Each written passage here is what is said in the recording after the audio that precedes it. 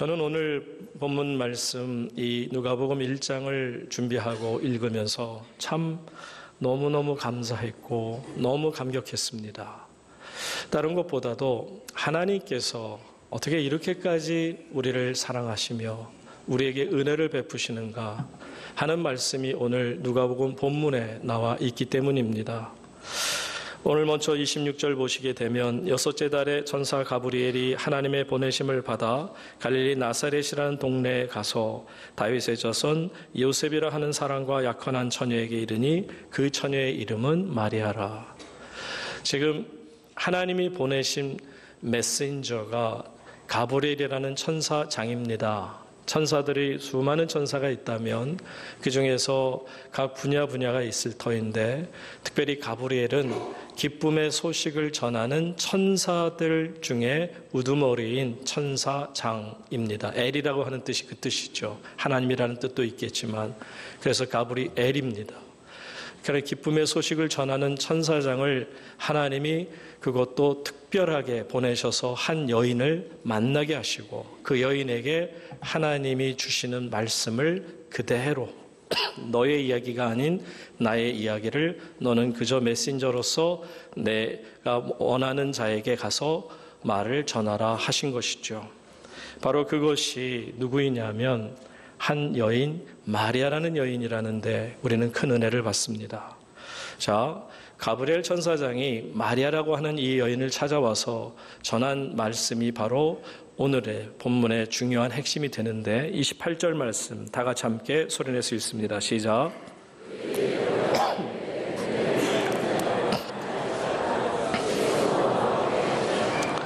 아멘. 은혜를 받은 자여 평안할지어다. 주께서 너와 함께 하시도다. 여러분 번역은 다 다를 수 있겠죠. 한글 번역이 있고 또 킹 제임스 버전처럼 영어 성경에서 가장 오래된 성경에서는 highly favored, 그러니까 굉장히 높이 이렇게 평가되고 정말 그 큰 은혜를 받음을 뜻하는 것 아니겠습니까? 큰 은혜든 어떤 작은 은혜든 간에 중요한 것은 한 여인에게, 이름 없는 한 여인에게 그 천사장이 가브리엘이 나타나서 하나님의 놀라운 메시지를 전하는데 은혜를 받은 자여 평안할지어다. 주님이 너와 함께 하시는도다. 여러분 이 말씀을 생각할 때 우리는 생각해 볼 수 있는 게 그겁니다. 왜 우리가 이 말씀이 놀랍다고 생각하느냐면 여러분 하나님이 어떤 분이시죠? 하나님은 우리가 감히 생각조차 할 수 없는 크신 하나님이세요. 이 우주 만물이 얼마나 광대합니까? 이 우주라는 것이 얼마나 광대한 것이냔 말이에요. 그런데 그것을 창조하신 하나님은 크고도 크신 하나님, 높고도 높으신 하나님이실 터인데 그런 하나님이 아주 작고 작은 한 여인에게 눈길을 주시며 그 여인에게 어떤 말을 전하라 하신다? 여러분 얼른 이해는 잘 안 갑니다. 왜냐하면 아주 작은 마을 갈릴리 나사렛이라는 곳, 여러분 나사렛이라는 곳 자체가 그렇게 크지 않은 도시입니다. 그런데 이 여인을 향해서 시골 구석에 살고 있는 이 한 여자인 마리아를 향해서 이런 큰 말씀을 하신 걸 볼 때 우리는 생각해 볼 수 있죠. 와, 이거 대단한 일이다. 이거 엄청난 일이 아닌가 생각할 수 있는 것은, 자, 여러분 만약에 말이죠, 마리아가 지금 같은 상황에서 하나님이 그 여인을 만나주신다. 아마 누구라도 당연한 거다. 당연한 일이죠. 왜냐하면 마리아라고 하는 그 위치가 심지어는 성모라고까지 godmother라고까지 불릴 정도로 엄청나게 높은 위치가 됐어요. 지난 2000년 동안 사람이 난 여인 중에서 가장 영화로운 자리에 올랐던 사람 꼽으라면 단언코 마리아를 꼽을 겁니다. 얼마나 그 여인이 자랑스러웠는지 세계에서 전화번호 책을, 우리 한국에도 있지만 이 전화번호 책을 그 화이트 페이지라고 그러죠. 옐로 페이지는 선전하는 거라면 이 화이트 페이지를 쭉 보면 세계에서 가장 많은, 개인적으로 많은 이름이 바로 마리아, 스페니쉬는 마리아, 그리고 영어 이름으로는 메리라고 되어 있습니다. 이처럼 마리아라는 이름이 세계에서 가장 많은 이름이라는 것은 뭐냐면 그만큼 부러운 이름이고 자랑스러운 이름이 되었다라는 것입니다. 그러니까 어두운 밤하늘의 별처럼 반짝이고 보석 같은 귀함이 있는 자, 이런 사람을 만나 주셨다. 그러면 당연한 거죠.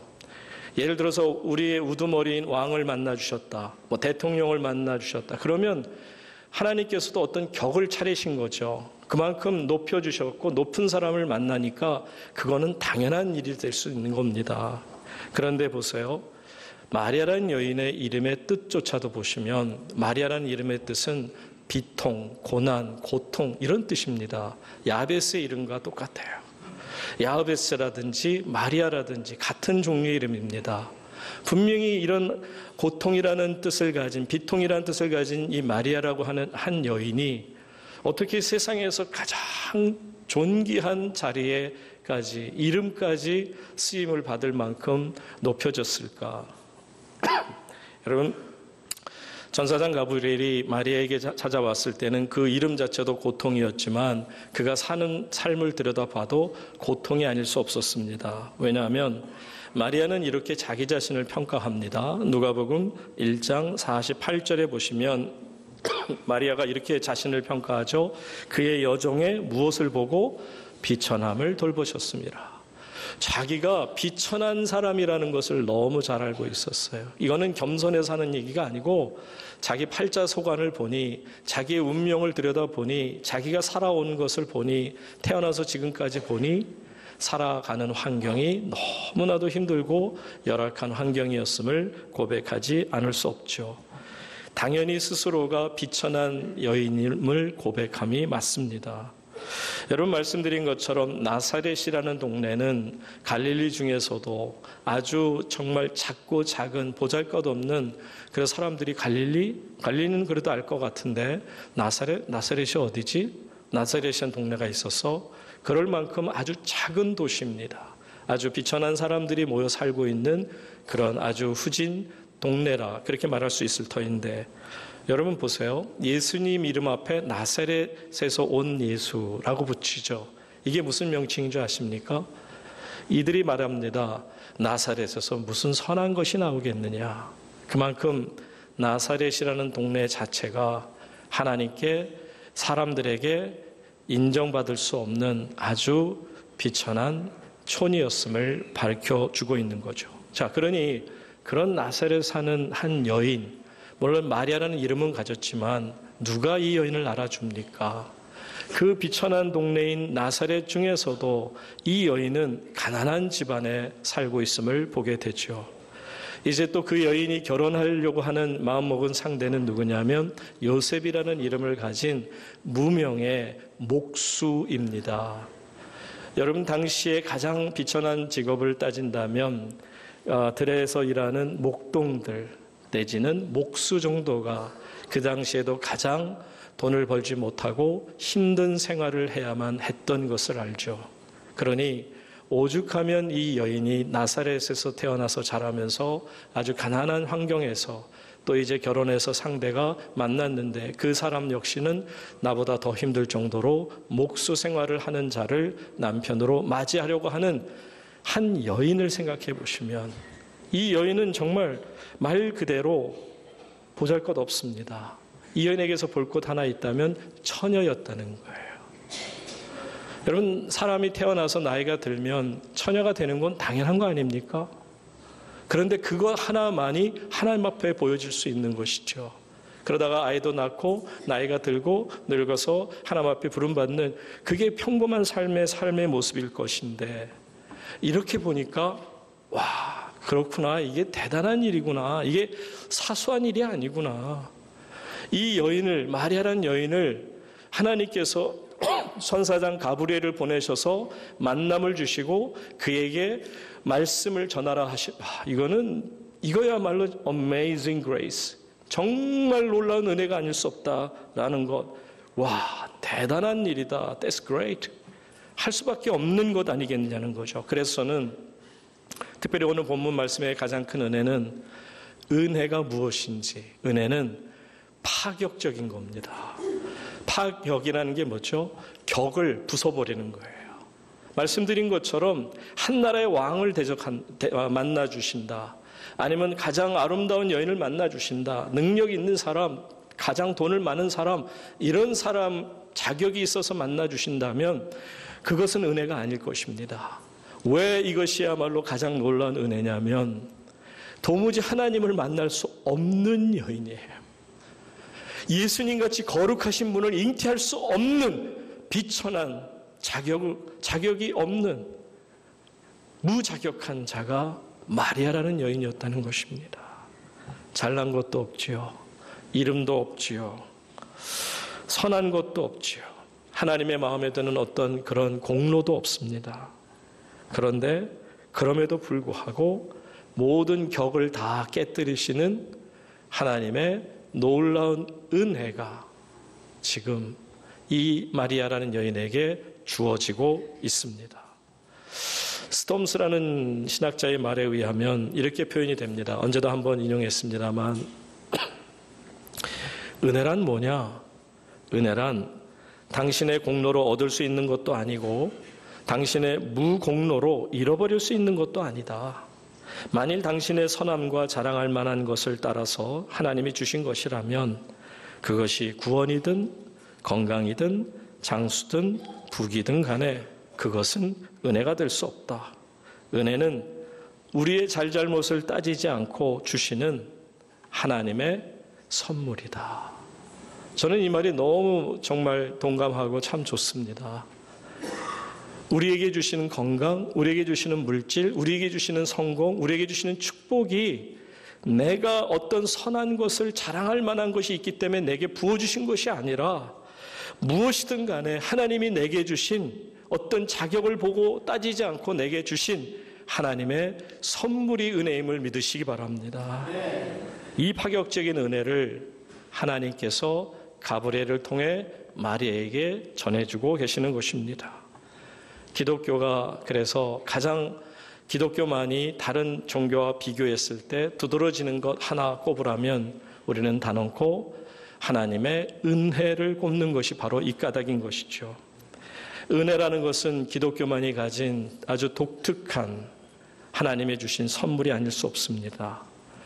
uncondition, 무조건, unconditional한, 무조건적으로 조건을 달지 않고 격을 따지지 않고 우리에게 주신 것이 은혜라는 것임을 우리는 기독교인으로서 너무나 잘 알고 있습니다. 내가 예수 믿기 합당해서 나를 불러주신 게 아니에요. 내가 다른 사람보다 선한 생각을 하고 선한 행동을 해서 나에게 구원을 주신 게 아니에요. 오직 기독교만이 갖고 있는 은혜는 뭐냐면 마리아와 같은 비천한 여인을 찾아와서 은혜를 받은 자여 평안할지어다. 주님께서 너와 함께 하실 것이다.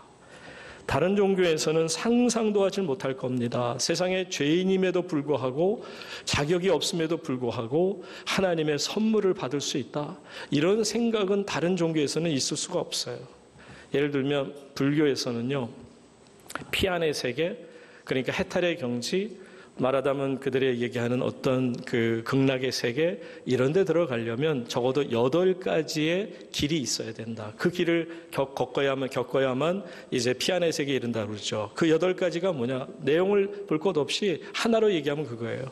인간의 노력, 인간의 싸움, 인간의 탑, 인간의 공, 인간의 덕, 인간이 할 수 있는 최선의 노력을 다했을 때 피안의 세계, 극락의 세계에 이를 수 있다. 이게 불교의 사상 아닙니까? 힌두교 사상은요. 절대적으로 인과응보의 교리입니다. 인과응보라는 건 뭐냐? 행한 대로 인간이 노력한 대로 받게 되는 거죠. 노력 안 했으면 그냥 못 받는 거고 노력했으면 공을 쌓았으면 덕을 쌓은 대로 받는 것. 그래서 인과응보의 교리가 그들의 교리의 핵심입니다. 여러분 잘 아는 그 유대교도 보세요. 유대교의 핵심은 율법입니다. 율법은 행해야만 합니다. 인간의 노력이 없이는 율법 지킬 수 없어요. 그러니까 인간의 노력을 요구하고 율법을 지켜나가는 것을 강요합니다. 여러분 이슬람도 보세요. 이슬람은 계명이라는 그런 족쇄를 채워서 사람들의 노력을 요구합니다. 만약에 노력하지 않으면 그들은 죽어 마땅하다고 생각하죠. 자, 이처럼 어떤 종교에서도 자격이 없는 자에게 주시는 은혜 그런 건 없습니다. 인간의 노력에 따라서 신으로부터 복을 받거나 복을 받지 못한다고 생각하고 있죠. 그런데 보세요. 아무 자격이 없어요. 행한 것도 없습니다. 비천하게 그저없는 상황에 있는 한 나사렛 총구석의 무명의 여인 마리아입니다. 그런데 이 여인에게 찾아오셔서 내가 너와 함께 할 것이다. 은혜를 받은 자여 평안할지어다. 여러분 이제 이해가 좀 되세요? 와, 이게 엄청난 은혜구나. 아, 그렇구나. 그래서 이 하나님의 은혜를 얘기하는 이유가 바로 여기에 있구나. 아무 공로 없다는 게 뭐고 아무 자격이 없다는 게 이런 거구나 라는 것을 우리는 분명히 알아야 할 것입니다. 그런데 저는 이 말씀을 보면서 더욱 깨닫는 게 뭐냐면 바로 그겁니다. 아, 이게 은혜로구나.